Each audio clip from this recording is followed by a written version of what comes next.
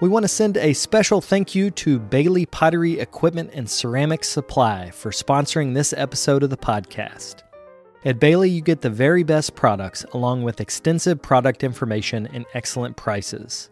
In every line of equipment, you'll find functional features that teachers and professional potters have come to depend on.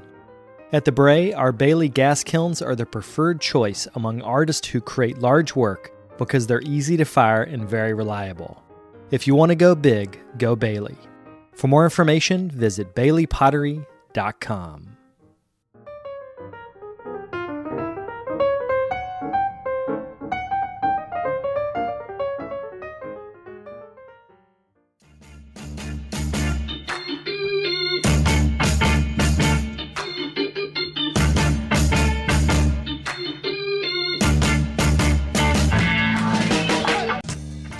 Welcome to the Tales of a Red Clay Rambler podcast, featuring interviews with culture makers from around the world. This is Ben Carter. I'm going to be your host. If you'd like more information on the show, please visit our website, talesofaredclayrambler.com.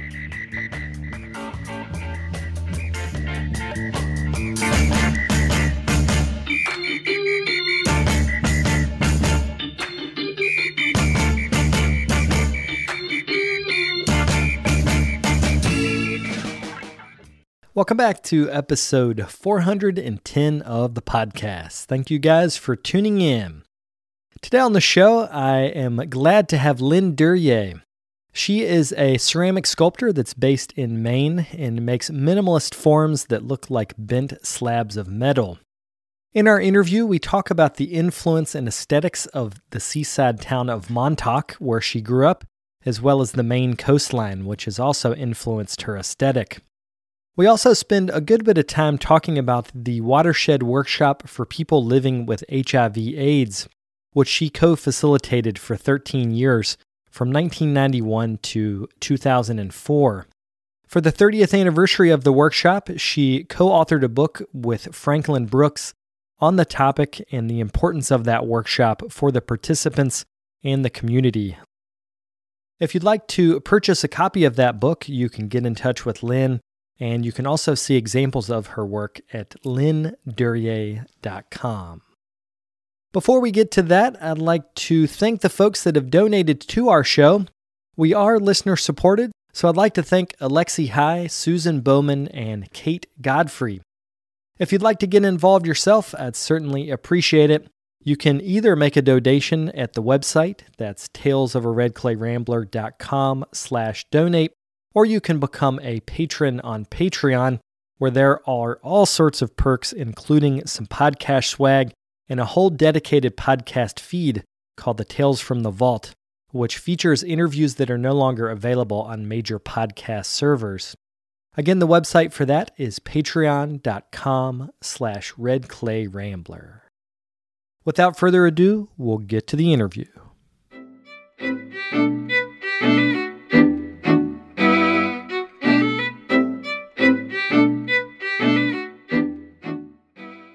Well, let's start talking about actually you growing up in Montauk, because I feel like some of the landscape of that area is affected your later sculpture, which we'll get into. Can you talk about that community and growing up out there? I certainly can. I mean, because I do feel it's that place has been a big influence in my work. As you may or may not know, Montauk is the very end of Long Island in New York State, so it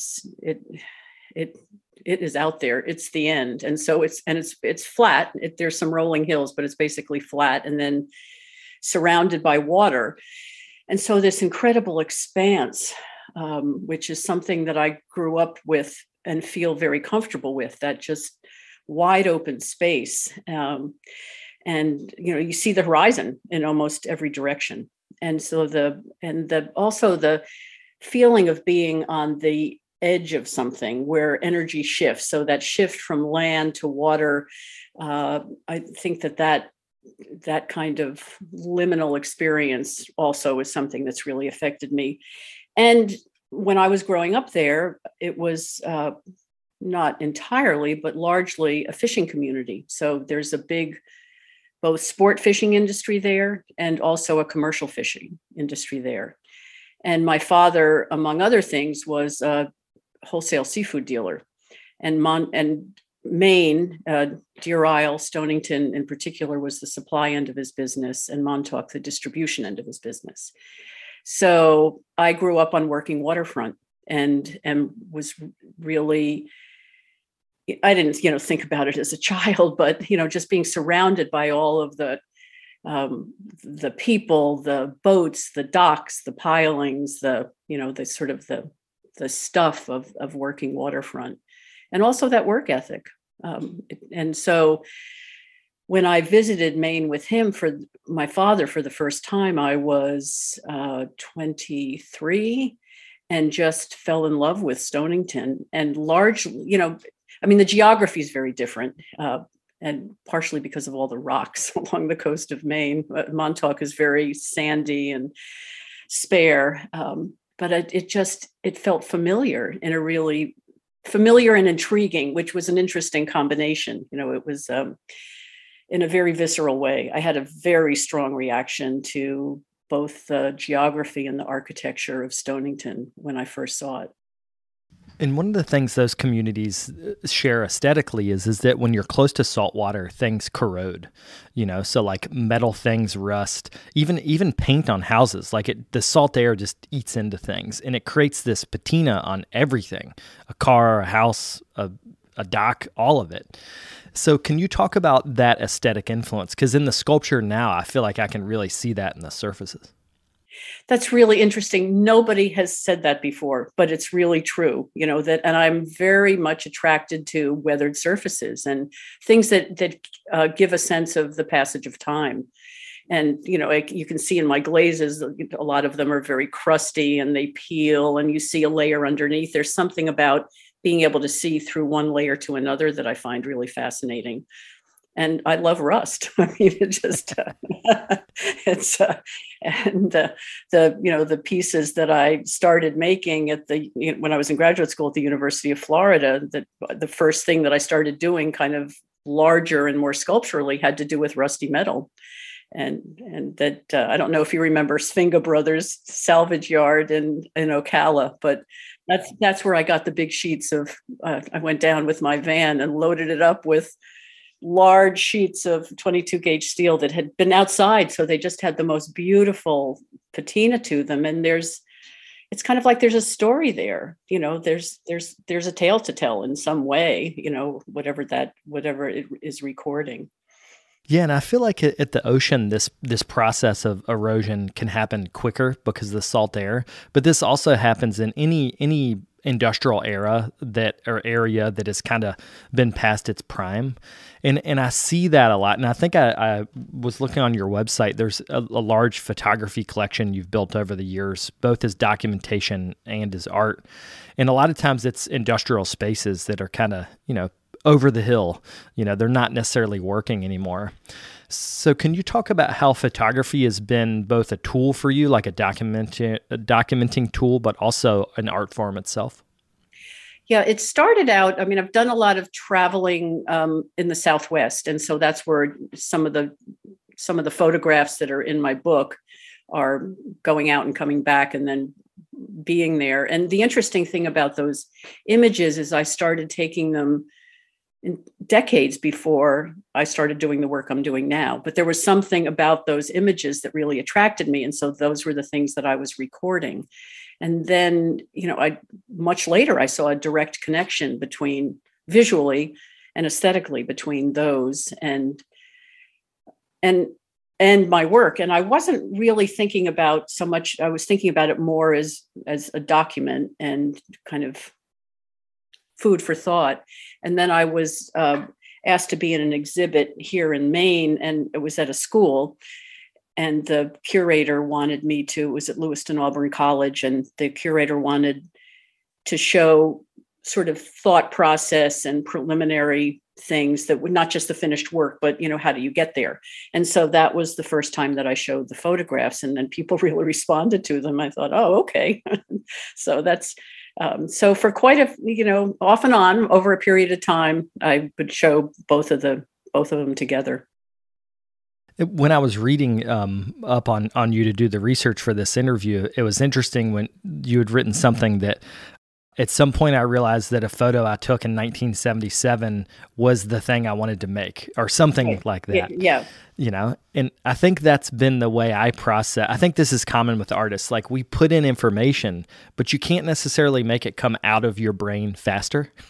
Right. We Yes. just soak it up and then it comes out when it comes out. So could you talk about how you transitioned from, and we're going to jump around in your career, but how you transitioned from being a potter making, pots that had decoration, to a sculptor making minimalist things that referenced old photos or landscape? Well, that really was going to graduate school. So I had and in some ways this ties into, I know we're going to talk about Watershed, and, I had been working in Maine with clay for quite a while. And when the first time I went to Watershed, was the first time that I was around people who were academically trained, because the way I started out was I did graduate work in art history and museum studies at NYU, and I saw an ad in the Village Voice for a pottery class. And I thought, it sounds like something I might like to do. And so I signed up, and that was 1969. And so it was just kind of bit by bit, slowly. And because I had been to Deer Isle, I then found out about Haystack, and I took workshops there, but I didn't really have formal training. And then when I was at Watershed, as I said, around people who were academically trained, I thought, there's another way to do this. So it just kind of was this thing that rummaged around. And, I did, as you said, very decorative terracotta, and had a production business, and went to craft fairs and had people working for me. And I reached a point where the phrase was going through my head that I know that more is possible. And I thought, if I stay in the same place, having the same conversations with the same people, my work isn't going to shift very much. And so that's when I started thinking seriously about graduate school. And I didn't know what I was going to do once I got there. I just knew I was going. And so I picked a school that would support both pots and sculpture. And I was very fortunate that to land at the University of Florida, where there was an excellent sculpture program at that point, and an amazing sculpture studio. And it's interesting that the person who was teaching sculpture there then was Celeste Roberge, who's from Maine, but I didn't know that she was there when I applied to school. So it was really it's starting to take sculpture classes, and just thinking differently, and thinking about form differently, and plugging into a different history in a way, and a different scholarship, and having access to all those great tools and people to help. I'd been in my own studio, being the one figuring things out for a long time. So to be in school was a really exciting thing to do. And you decided to go to graduate school the first time for art history. And then there's this, big circular process where you go have a clay career, and then you eventually come back to graduate school. But at that point, years and years had passed. So at that point, you were a fully developed human. I don't necessarily think that people I hope so. going to graduate school are not, but you went at a later age than some students. So can you talk about being sort of mentally and emotionally, this is my assumption, that you were maybe more prepared for grad school going in your 50s than going in your 20s, the other way around? Yeah, I would not have been able to do it emotionally, at a much younger. I had to reach that point in my development as a person, and my development as really more as a person than as an artist, because I certainly wasn't hoping I was going to make the same work coming out 3 years later, that a shift was going to happen. And I have to also credit two people who I met and had the opportunity to work with, both through Haystack. One was Bill Daly. There's a workshop for Maine residents, Columbus Day weekend, called Open Door. And in 1990, I took a workshop with him. And then that started just a really nice connection between us. And much later in that decade, I helped Eddie Dominguez on two tile projects. There were more than that, but that happened on Deer Isle through Haystack, that Eddie was the organizer and facilitator. And I read about it in the little Deer Isle newspaper. And I thought, And so I called Stu Kestenbaum, who was the director, and said, I want to help. And he said, oh, okay. And so that's how I met Eddie. And, that also started and worked with him on another project. And the reason I'm talking about this is there was something about both of those people. I thought they work from the core of who they are. And I knew that I wasn't doing it. I knew I was not there, that I was making work that had commercial success and people responded to it. But it just didn't, it just wasn't coming from me in a way that, I knew there was something else that could happen. Yeah. And I think about Bill Daly's intensity. Like when he would look you in the eye and talk, it was almost like it was a mixture of giving a sermon and teaching you something practical. And I spent a very small amount of time with him, but it was very influential because he was making from his core, but he was just himself. Like there was no artifice, even when he was being silly and joking around, like he is who he is or was. And that is really impressive. I know that feeling of seeing another artist and then thinking like, what is it? Trying to figure out like, how do they do that? Yeah. And the thing that I really appreciated about him was that he was so profound and so accessible at the same time.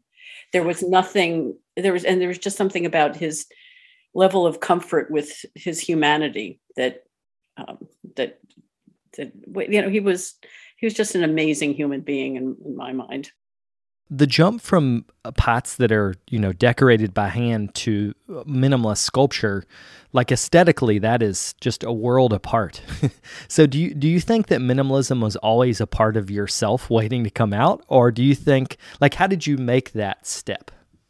Well, the first, I had moved away from that very decorative work before I went to graduate school. And so I stopped doing that probably, I don't know, 4 or 5 years before I went to school. And I was still making similar kinds of shapes, but it was more about some of the shapes changed. It was more about form and less about surface. I felt like I had really reached the end of that, that very decorative work. I felt like I had wrung every ounce of creativity out of both the work and what I had to do to produce it and, market it and all of that. And so, I was still working in the same temperature range, but different kinds of surfaces. And so it was, as you know, the University of Florida is a 3-year program, and nothing much happened the first year. I mean, I was kind of flip-flopping around, and a few things were happening. A few things were happening. I shouldn't say that because I started working a lot with tar paper as a way to generate form and think about it. Sometimes it was, I would make maquettes. I figured out a system of making it as both mold and pattern mold. And it was the second year I took a sculpture class, and I started working with other materials, and particularly with metal. That was the first, no, that wasn't the first project of the class, but there was a metals component, and somebody had left these big sheets of rusted metal out in the sculpture yard. And I grabbed onto them and I started, there were things so I made a lot of forms. They were alphabet. It's when I started working with abstractions of letters of the alphabet. And there's something about that kind of pared down A form that I've always found really intriguing and powerful, and it can be stretched and it can be. And so that's kind of what got me moving in that direction, and just kind of, thinking differently. And then I took an art history class with Alex Albero, and it was, contemporary, I forget the title of the class, but looking a lot at minimalist sculptors and just being really, really interested in that. So it's because it is, going from sort of quilt related patterns and a lot of bright color to monochrome and, well, not exactly monochrome, but much more subtle colors. And so I think it was going back to school. It was being in a situation where I was I mean, I was really nervous when I took my first test. I thought, God, I've been taking a test in 30 years. I could fail. I didn't, but it was such I can't say I enjoyed every minute of it. I mean, some of it was just felt gut wrenching and grueling, but to be in a situation where I was there, that was my job. That was my job for the next 3 years. And I knew what it was like to have to show up and, pay all the bills and do all that stuff. And I just thought, okay, this is what I'm doing for the next 3 years. So minimalism is precise in a way. If something is right visually, it is sublime. So minimalism has this way of hitting the core of a form, but if it's wrong, it's obviously wrong. Yes. And I'm thinking like proportions, connections, like all these different things. So how did you develop a personal sense of maybe when to stop or how to terminate things? Because that's often, in my mind, the problem spots with minimalism that end up being an eyesore, where it's like, ooh, that's not quite right. So how did you develop that? Probably working, making things, responding to them, making more things. And it was at the end of my second year. And I remember, I forget what form I was making. I thought, well, I've made this one too many times now. And I flipped it over and it kind of opened up something. So it is a lot about, it's true that the more pared down something is, the harder it is to pull it off in a way. I got teased by someone I taught with, and I taught for a year in Texas, and he just used to give me such a hard time about how simple my forms were. But the more simple they are, the harder they are in a way. I mean, if there's lots of stuff, there's, you focus on things differently. And it's not, I didn't set myself, I didn't say, okay, I'm going to do this the hard way. It was just that's really the aesthetic that appeals to me. The more, I don't know, I just had this thought of like, I can breathe when I see these really simple, straightforward shapes. There's just something that there's kind of, air around them in a way. Can you talk about either working horizontally or at least a form that pushes your eye horizontally versus vertically? Because there's this beautiful collection of pots, or I say pots, vessel-like forms that were almost like a forest, like multiple things together. Right. Which has so much energy vertically versus something that's going to push your eye horizontal. So can you contrast those two? I mostly work more vertically. I mean, there certainly are some forms that are horizontal, but I think there's something about stretching a form in any direction that gives it a kind of energy. But there is something, that kind of a high, long form that I just find powerful and appealing. And there's also, you mentioned the word connections. I've always been interested in how things are put together.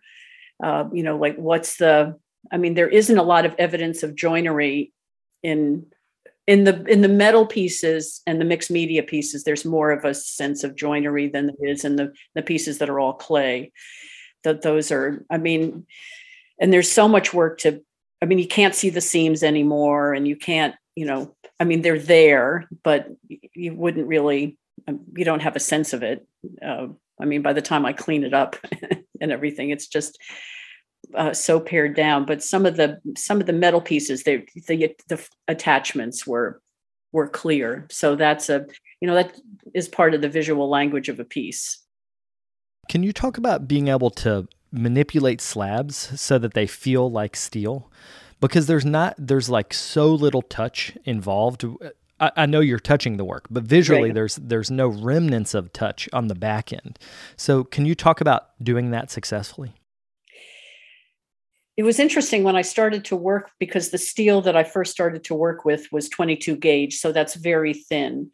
And the smaller pieces that I made that were maybe, a foot tall, those I could bend with my bare hands.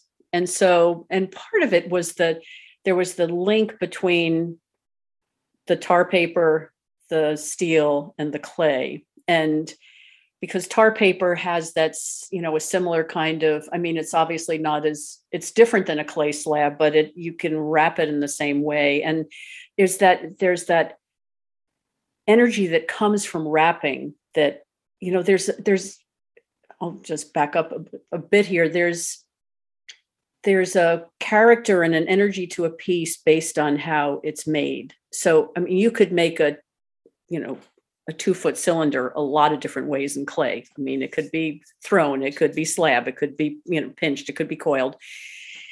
But there's something, even if you're not aware of it, I feel like there's something about the energy of the piece that something about the making that ends up in the final piece. So for slabs, for me, it is that ability to make something really sleek and to wrap it. And another form that really interests me is an elliptical form, because I feel like it's a circle that's been squeezed.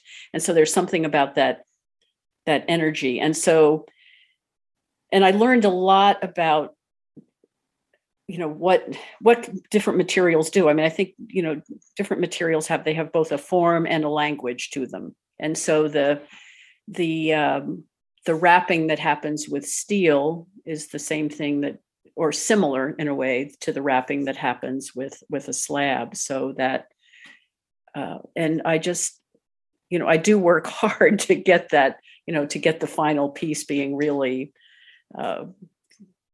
minimal. And, a lot of people, when they look at them for the first time, if they don't know my work, they think they're made out of metal because of the patina that's the glaze that's in the kind of quality of the glaze. So when you're working in multiple sections with like a large stack form, you can make that, make sure that it sticks together and fire it, but then you have a multiple foot object that you have to reckon with. So yes. Is that the way you do it? Like make them full, then glaze them, or are they glazed together? Like how do you work with things that are that large? Well, it depends on the piece. If I can fit it in the kiln in one piece, then I do. I mean, I attach them. So when you're talking about those pieces that are sort of like two cones, so that there's a wider at the bottom comes to a narrow part. So if they will fit in the kilns that we have here, then I do it in one piece. And if they don't, then I build them in two pieces. So I don't know how close up you talked about that, the forest of forms and they have wooden bases, that beautiful old spools from the paper industry that I found and then were purchased. And then there were sonotubes and then the clay piece, so that it, and I started working in component parts that way when I was in graduate school. So there it was different. It was the steel columns with clay tops, and they were made specifically for each other. I mean, I wasn't making a pedestal and then putting a clay sculpture on top of it. It was, most of the time I would start with the clay piece, and then I would have a pattern, and then I would make the column to echo that. But what was the original question? Yeah, reckoning with these pieces because they are large. And I was thinking specifically with glaze. I mean, I'm a potter, so I feel like I'm asking a very mundane question. But how do you glaze these? Are you spraying things? I'm spraying for the most part. Yeah, I'm spraying, and I do. All my surfaces are layered. There's only one glaze I think I use by itself, just because it has a nice richness to it alone. But most of them are, either a couple of glazes together or glaze over slip.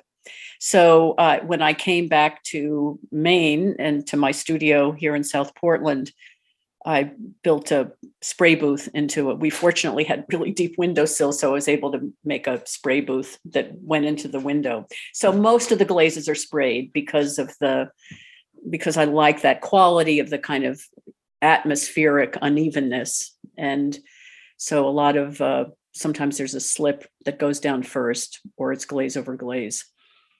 And, so there are a few glazes that I need to brush or roll on just based on the quality. If they're really gritty, some of them won't go through the sprayer. Did you say roll on? Like roll them like a paint roller? Foam roller. Yeah. And I have one glaze that I learned. They all have their idiosyncrasies. There was one glaze that I learned that I could only roll up in one direction. If I brought the roller back down, it started to take it off again. So they're fussy, and they're also they're very temperature sensitive. So if it gets a little too hot, they start changing character and get shining. It's like, no shine. Right. This makes sense though. Rolling on glaze, because it's like a directional brush stroke. Like if you're brushing, you don't brush back. You only go one way. Yeah. So that makes sense. Yeah, there are a few glazes that I brush on, but depending on, it also depends on the size of the section that I'm glazing. My glazing is incredibly tedious. It's because first everything I do, I think, is incredibly tedious. First, I have to figure out the combination of colors. I mean, you should see how many glaze tests I've got. So I test colors by themselves. The one that seems promising, I make plaid plates or plaid slab things. And then of those that look good, I'll make 2x4 inch test tiles so that I can hold them up. Is this a vertical? Is the light going to hit it vertically? Is it going to hit it horizontally? And what is it going to look like next to each other? And so it takes me a long time to figure out what color is going where. And I take notes so that I can go back to it, but then I don't always know what my notes say, but and then I have to do it. And then I have to actually, then I have to put it on. So it's a process that lasts a couple of days.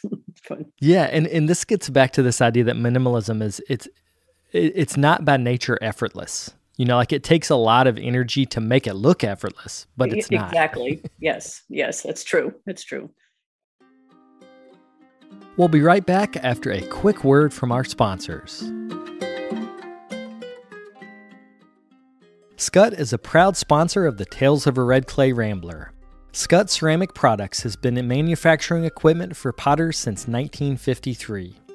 Their reputation as a pioneer in innovative kiln design continues with the fourth generation of this family-owned business.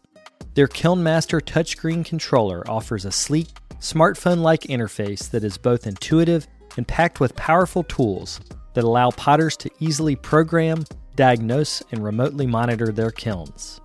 With 5 dedicated kiln technicians on staff and the most comprehensive network of distributors across the globe, you can be assured that Scut will be there for you before and after the sale. For more information on their line of kilns, visit scut.com. This episode of the podcast is also sponsored by Amico Brent. For the past 100 years, Amico Brent has been creating ceramic supplies for our community, ranging from underglazes to electric kilns. With over 3,000 products, Amico Brent's top priority is making sure that all of their customer needs are met. From the professional to the student and everyone in between, their high-quality materials enable you to make your best work. To learn more, check them out at amico.com or on Instagram and Facebook at Amico Brent. You can also show them how you use Amico by sharing your work online with the hashtag HowIAmico.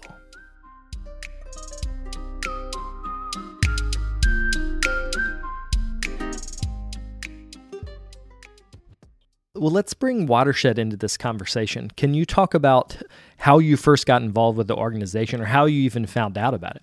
Yeah, well, when I first heard about it, it kind of didn't exist. It was Watershed was an active brick factory in Maine in the 1970s, and it didn't last very long as a viable commercial venture. And after that, it ceased to exist that way. Margaret Peg Griggs, who was one of the investors in the brick factory, always wanted to see it be a place that artists would use and put a lot of energy into getting that to happen. And she knew George Mason, who was they were geographically connected through the mid-coast area of Maine. And so she finally, she convinced George to put together a pilot program for the first summer, which was 1986. So all of us that were there were invited by George. And I knew him here in the Portland area, and I was working on a Percent for Art commission of making large scale planters, and too big from the studio I was working in. I was working in a studio downtown Portland at that point. So he invited me to work at Watershed, and that's how I got there. And there were about a dozen of us there that summer of 1986 from the United States and a few people from England. And then at the end of the summer, Chris Gustin brought his students. He was then teaching at Swain School of Design. He brought his students up for a week in the fall to work together in one of the beehive kilns. The idea was to fill the kiln with work and then fire it. That never happened, but a lot of other things did. So it was really conversations that week with Chris and George and I. And we thought, this really has possibility and potential, which I think is just one of the things that's so great about Watershed. It still has that, even with our shiny new studio. Because as you know, our studio was an old brick factory for over 30 years. And so that's by the end of that year, we were a Maine nonprofit, and then we got federal nonprofit status the next year, and bit by bit, and one foot in front of the other kind of thing. There's a lot of history at Watershed that we won't necessarily be able to go through, but I did want to talk about a few pivotal moments in Watershed history because I have your the feeling of that place was so defined by the brick factory. Like when you went down I did a residency where we worked in the older space, and you walked down and it sets a tone. It was this massive sort of barn-like structure that was really long. I don't even know how long it went, but it was long. It was long. It was big. It was long. But it also had the feeling that if a really strong wind blew, it could maybe blow that thing down. Well, so it was both substantial, but also it felt handmade. Do you know what I mean? The building itself felt, it was handmade at the time. So can you talk about sort of transitioning from that vibe to the new building as an organization? Because it really changed the whole. I haven't been back since the new building, but it changes the whole vibe of the place. But it also was very needed. Like that upgrade needed to happen. Yeah, no, there was no question about it. And we had. This has been something that was planned for many years, and working toward it, raising money, getting grant support, and there was lots of conversation about. Do we try and fix the old building? It was tens of thousands of square feet and, very permeable walls, as you said. And so, but also drainage problems. And that building, it was moved, believe it or not, that building was moved from another site and put where it was. So there were all kinds of things that needed to be fixed. And in the end, as much as we wanted to hold on to part of the old building, we finally said, we just have to take it down. And so it is, what is in its place now is completely different. It's a state-of-the-art clay studio with a real glaze area and a loading dock and a casting room and a big spray booth. It's so what that space is, that's not what it just makes the work possible. And so it isn't the work, and it's still the studio space itself. The working space is still a large open space that whoever is there working gets to figure out how they're going to arrange it, what they're going to do with it, where people are going to work. So there's still that quality of kind of improvising in a way, is I guess one way to put it, but it just makes it much more functional. It was, there were, you were there, the challenges, especially working large scale because all of the workspaces were upstairs and then you had to get it down the staircase and out to the kiln. So we, over the years, the first thing that happened that was an improvement was cabins were built. So, and that happened in 2001, 2002, residential, cabins for people to stay, because it was dorm, up until that point, it was all dorm living. I don't know what year you were there, but, and then we built a kiln shed that has several kilns on it, And so that was 2009. And so, we've been working toward this for a long time. And really it was because of the pandemic, because we realized, and I have to give major credit to Fran Rudolph, who's our director, that it was really clear that we couldn't be open part-time part of the summer in 2020. And so we suspended programming, and then it was, well, it's been suspended. So we can build a studio. It wasn't that simple. I make it sound really simple, but it was a lot of maneuvering. Meanwhile, in 2019, we bought an adjoining piece of property. A house came up for sale with property that directly adjoined ours, and we were able to move a bequest, the Joan Pearson Watkins bequest. We moved that from the capital campaign for the studio to purchase the building. And so now, for the first time in over 30 years, we have year-round offices and gallery space, shop, meeting area. So to have been involved with it from the very beginning, and just, the organic growth that's occurred and where we are now, it's amazing and gratifying, and, a lot of work on the part of a lot of people over a long period of time. Well, one of the programs that you were really instrumental in was the People with AIDS workshop. Yes. Was that the title? Was it Working with AIDS? It actually, it had 3 different names over the 13 years, but the one that we settled on and used the most was the Watershed Workshop for People with HIV/AIDS. Okay. Gotcha. So it was, it initially, I don't need to go through all of them, but that was the one that we ended up with and used the most. And so that's the title of the book that was just published to commemorate the workshop. Yeah. So can you talk about establishing the need for that program? Because that was the very first summer workshop for that. This was a series of summer workshops that ran over 13 years. But how did you guys establish, this was a population that we could service at Watershed? Well, what happened is that Alexander Trube, who was then president of the board of directors and lived in New York City, and met Gustavo Gonzalez, an art therapist who was working with people with AIDS at GMHC, Gay Men's Health Crisis in New York. And she happened to go to an exhibit of work of people that Gustavo was working with, and was really moved and impressed, and asked him if he wanted to come to Watershed to run a workshop. And he said yes. And so that was the very first workshop that happened in 1991.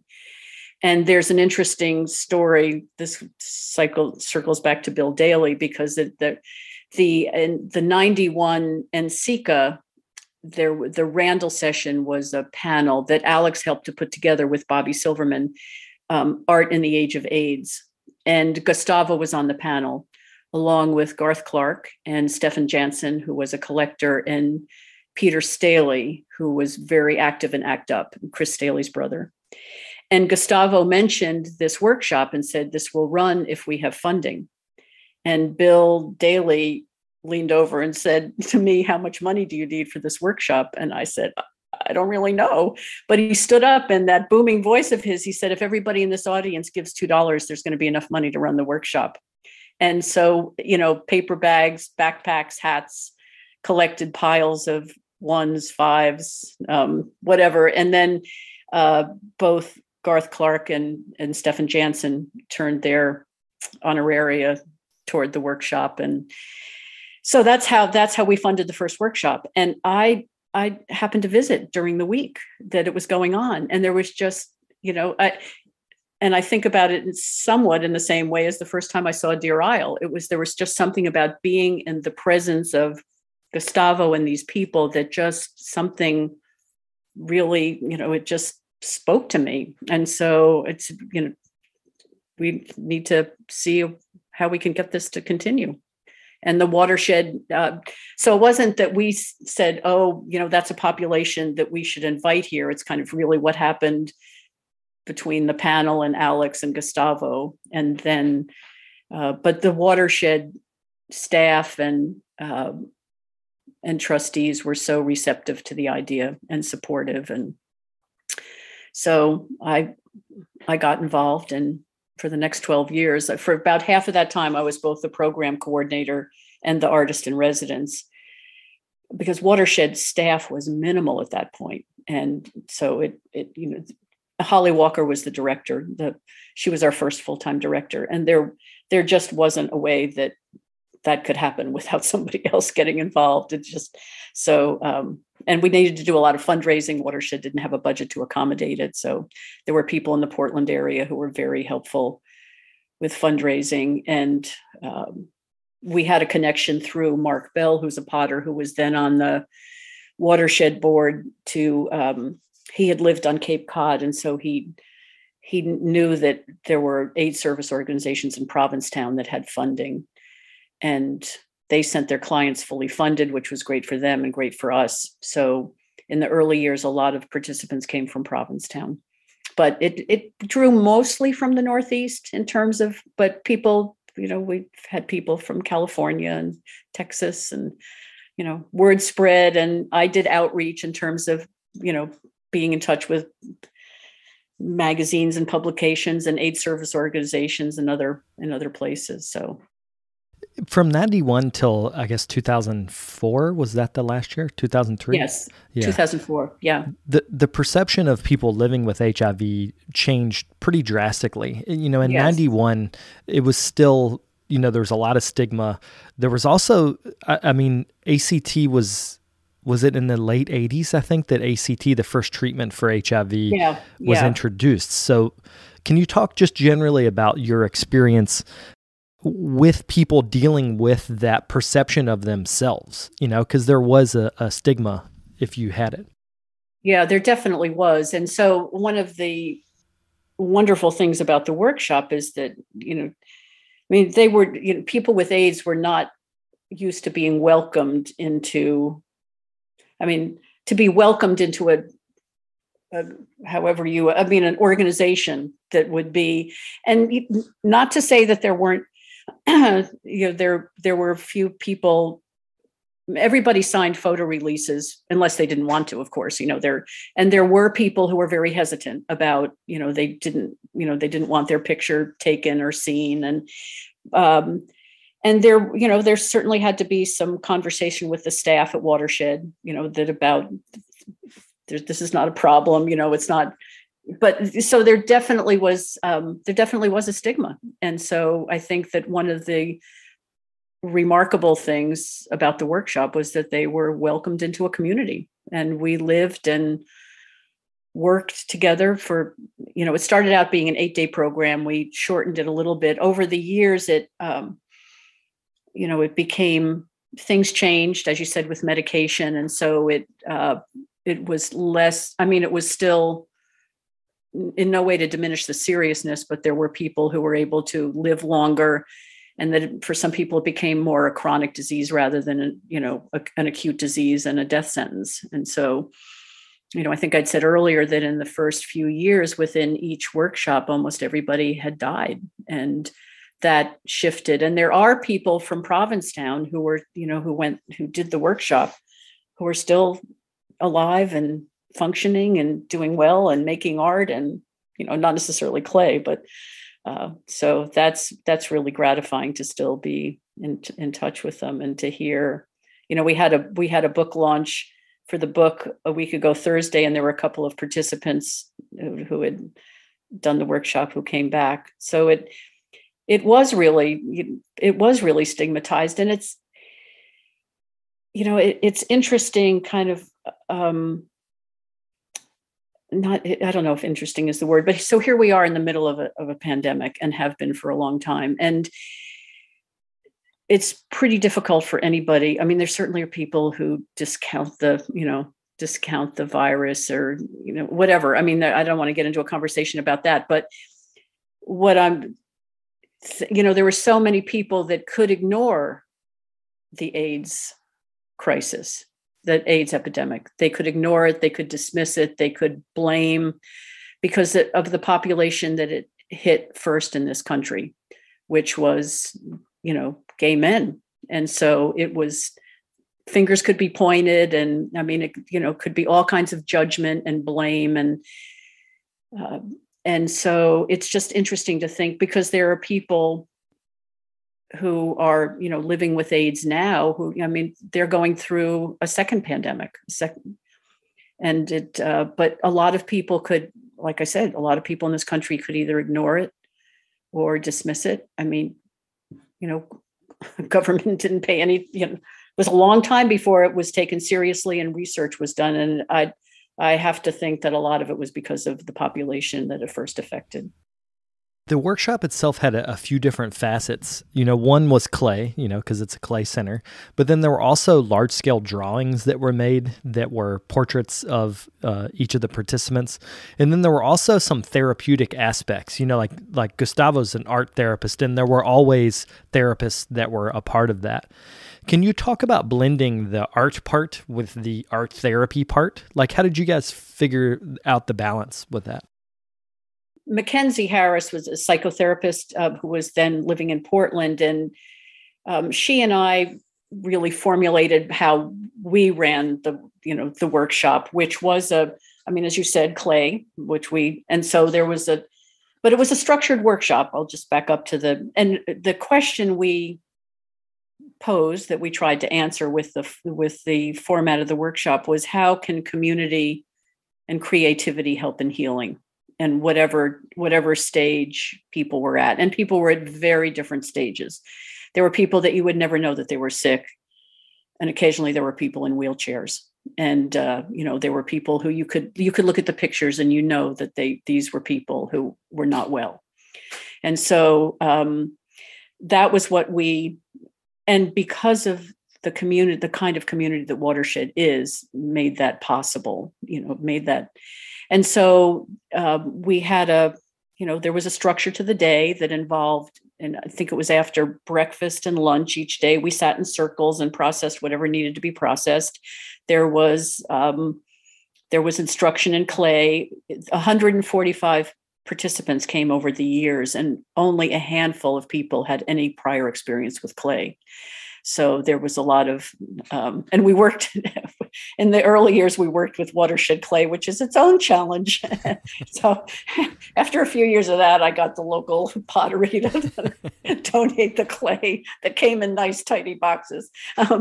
And so the body drawings were, what we did outlines of each other's bodies early in the week. And we put them up on the walls around the studio, and people could do whatever they wanted to or didn't want to do. So it was just interesting to see how they developed. And at some point we would talk, we might talk about them.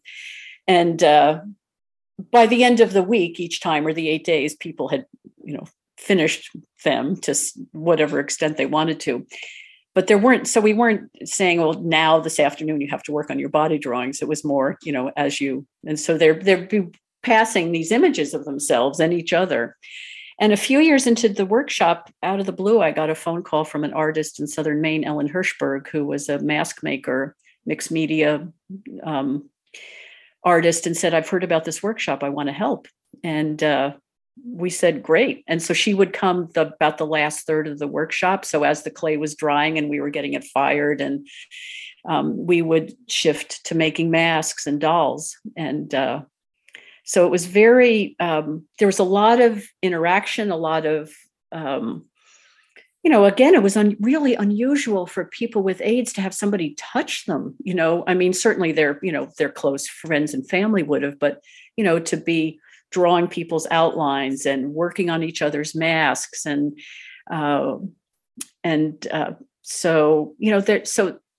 So many issues might come up over just the experience of being there, of being in a group, of, whatever. And, then the usual, clay can be, as you know, a challenge to work with. So some people would find it really frustrating, but some people would find it really exhilarating. And one of the things that I always enjoy in teaching is people that have no experience with material, the kind of freshness and energy they can bring to it. There's a picture in the book of a plate made by, that's just incredibly expressive. And he'd never touched clay before. And Robert was his name, but this is a good story. he was from the Bronx. And for Robert, one of the great accomplishments of the week was to walk from the factory to the back up to the house at night by himself in the dark. That was much scarier to him than being in the Bronx. And a couple of times he'd get partway up the hill and he'd come back. And he'd get partway up the hill and he'd come back. By the end of it, he made it all the way up. So the place that Watershed is, because our neighbors there are a working farm and a nature conservancy. So it's even though we're, only a mile off Route 1 in Maine, but it's just this incredibly beautiful, rural, pastoral piece of property. And so there's fields and flowers and livestock and wildlife and bugs and mosquitoes and lots of flies. Yeah, right. So it was the setting, it was all of those things together. It was the people at Watershed. It was the structure and the looseness of the place, but also the setting of them. In the book launch the other day, and we at the end we'll plug the book so that people can get it. But this was Mackenzie Harris, who you've mentioned a few times. She was writing about a gentleman named Greg Tice, and I think this summarizes that workshop really well. And she says, by grounding themselves by working with clay, they were now ready to express themselves.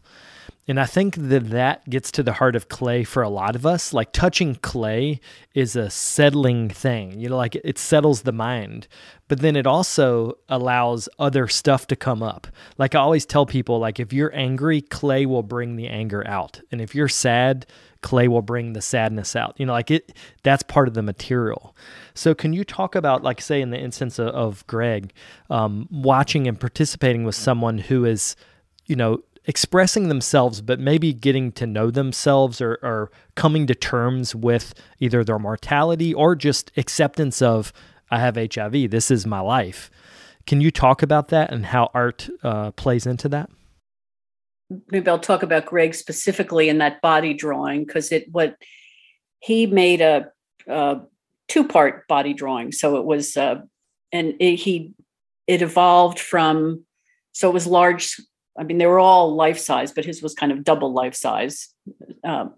And he started out making it as a crucifix because he felt on some level that he had been crucified by the disease.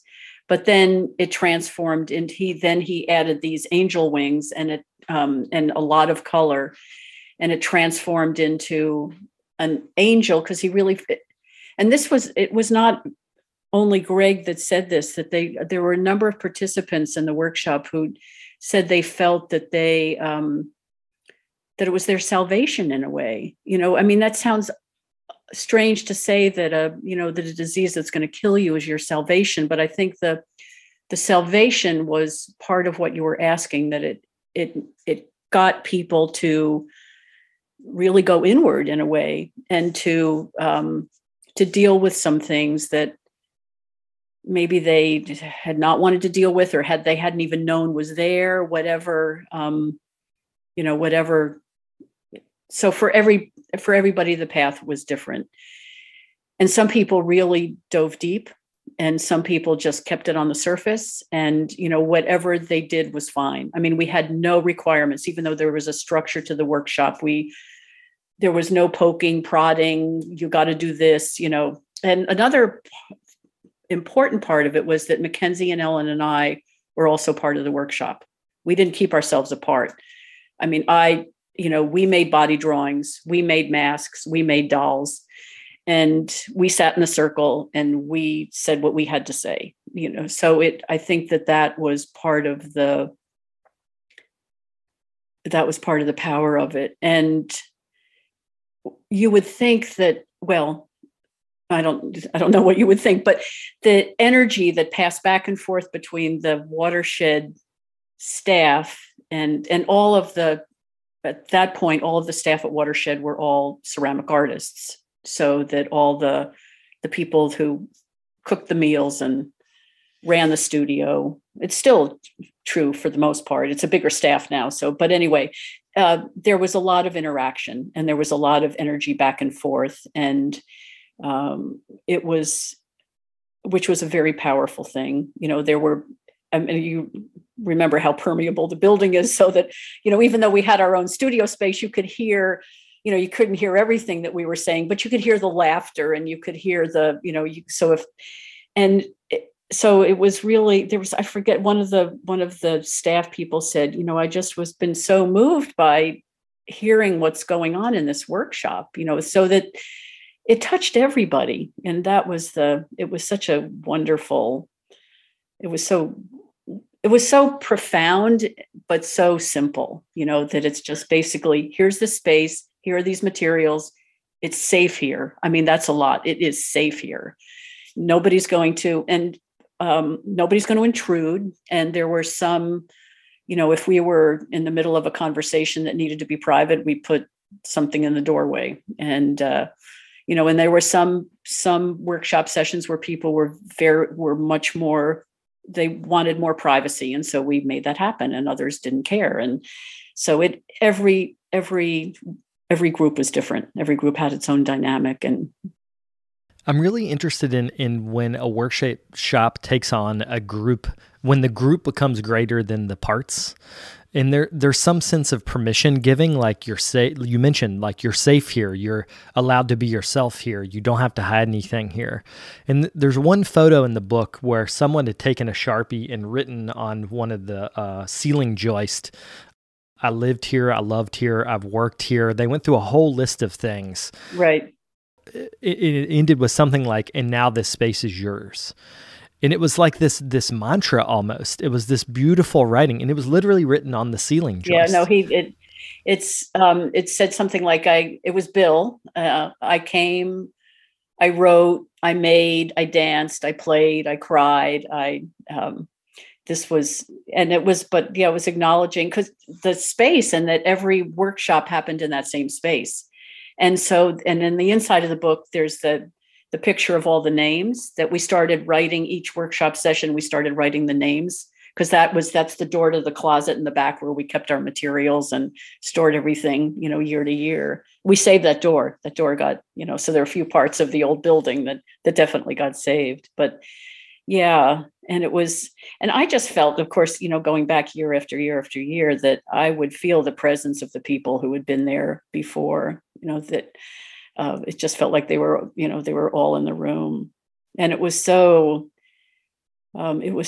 hard when you started hearing about people dying. And there was a number of years, I think it was either 94, 95 or 95, 96. We did 2 sessions a summer. And the second one was one where we would welcome back people who, wanted to return and do it again. And I found out that somebody who I had really cared about had died the previous winter. Somebody named, I cared about all of them, but there's, a guy named Patrick, and I found out that he had died, and I was so upset. And I remember saying to Dan, I said, I hoped that the depth of my caring would make a difference. And he said, well, it does, but you can't keep us alive. And I realized I was trying, I thought if I write the right letter, if I raise enough money, if I, it's just like, I thought if I do enough, that's, but, as he said, you can't keep us alive, but we could help live in the best way possible, we hoped. And we heard amazing stories. There was the first session, a man named David came, and he had a fever. So the drawing he did was all these red lines. I tried to find the picture of it, and I couldn't find it, to put all these intense red lines. And he was so upset by his diagnosis that he needed sleeping pills to sleep. And by the end of the time at Watershed, he got rid of his sleeping pills, and he never took them again for the rest of his life. Wow. Which unfortunately wasn't very long. And somebody else, a guy named Wally, his therapist was vacationing in Maine and came to Watershed and found Holly and said, I just need you to know that Wally came back to Provincetown a changed man. And so, stories like that, when you just know that you made a difference in somebody's life, is an incredible experience. I mean, it's teaching in a different, there is that, you hope that as a teacher that somehow you make a difference, but it's so different, that kind of teaching, than, academia with the syllabus and the learning outcomes and all the structure and to just be there with these people was such a gift, such an amazing gift. So you guys have documented the workshop with a book. So can you tell the listeners how they can get the book or read the book? The PDF is free, and so anybody can read the PDF. But if they want the physical book, we have set up a link that it can be ordered through Watershed, and it's and I should have looked at the website. I have an actual link. I should have looked at the website before we got on here, but the book is $33. We're basically we got grant funding from the Crew Foundation. It's a grant. It's a foundation here in Portland, and so we were able to fully fund the publication. So while supplies last, we're selling them at our cost. So it's $33 plus $5 in mailing costs, and there is it would be accessible through. I don't have the exact link in my head, but it can be ordered through the Watershed website. And can you plug your social media as well as your website in case people wanted to get in touch and talk about any of this? Sure, and if anybody, that might be the easiest way. If somebody wants to, they could contact me, and then I could send the link because I have the actual link, then they won't have to be searching around. So my website is just my name, Lynn Duryea, LYNNDURYEA.com. And my Instagram is the same. And so is it's just Lynn Duryea or at Lynn Duryea. And Facebook, it uses my name. So those would be and people can contact me, and then I'll get the actual link and the way to find the PDF. Well, thanks so much for this. I really appreciate you talking today. Well, I really appreciate the opportunity, and nice to see you again, Ben.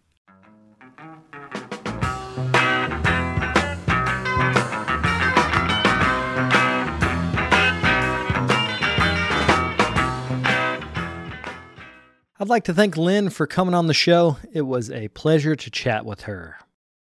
Before we go, I wanted to give a shout out to the sponsors of this podcast.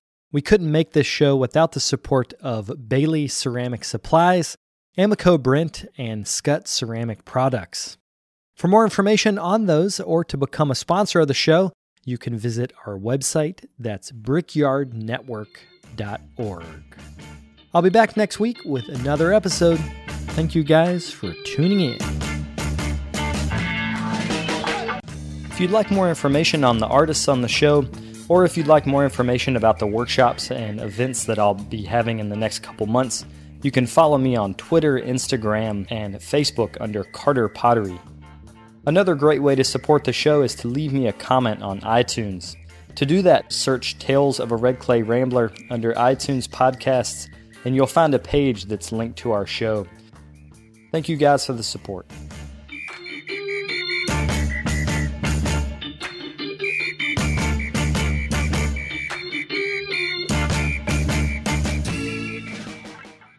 We respectfully acknowledge and honor all Indigenous communities whose lands we reside on in the United States, and recognize that we are uninvited guests on the occupied, unceded, and ancestral lands of over 500 nations indigenous to North America.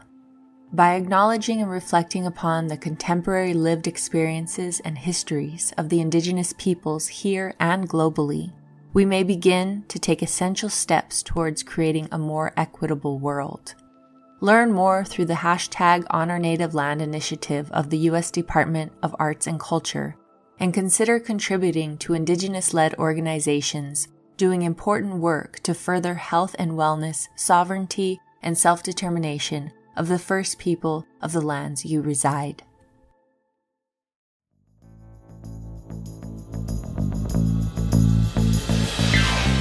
This podcast is a production of the Brickyard Network, an extension of the Archie Bray Foundation for the Ceramic Arts.